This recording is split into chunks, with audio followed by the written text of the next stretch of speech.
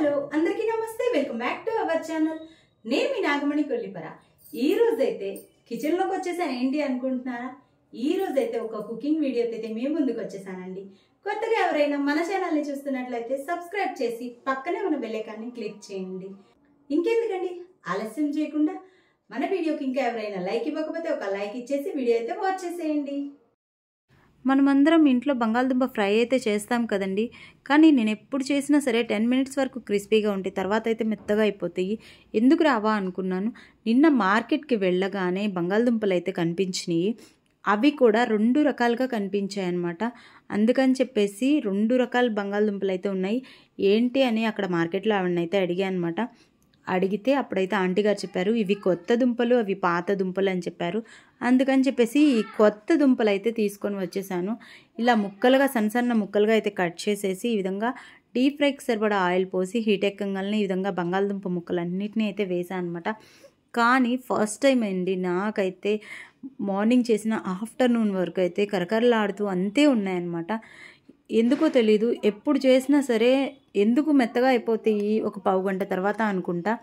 కానీ ఇప్పుడైతే నాకు కొత్త విషయం అయితే తెలుసుకున్నాను.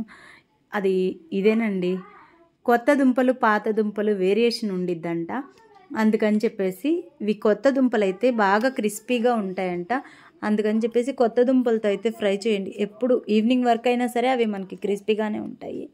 కానీ ఎంత చక్కగా అయితే ఫ్రై అయిపోతున్నాయో చూసారా. ఎప్పుడు చేసినా రెడ్ కలర్ వచ్చేంత వరకు తీయను, కానీ ఇవైతే గోల్డెన్ కలర్ రాగానే అయితే తీసేసాను అనమాట. చక్కగా ముక్కలన్నీ చక్కగా కరకరలాడుతున్నాయి చూసేయండి.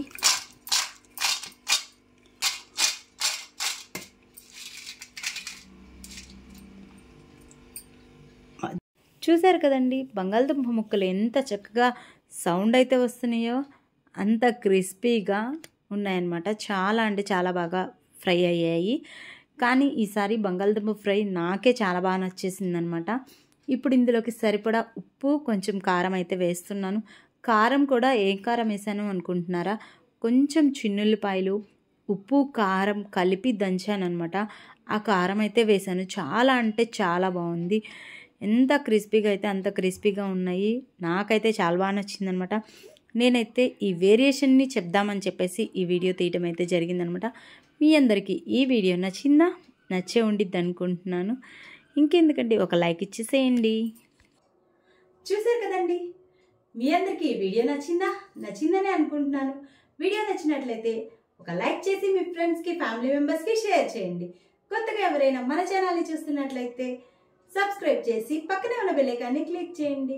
మరొక నెక్స్ట్ వీడియోలో మళ్ళీ కలుద్దామా? Until then, keep watching. Stay tuned for more videos. Nagamani Kollipara. Bye bye.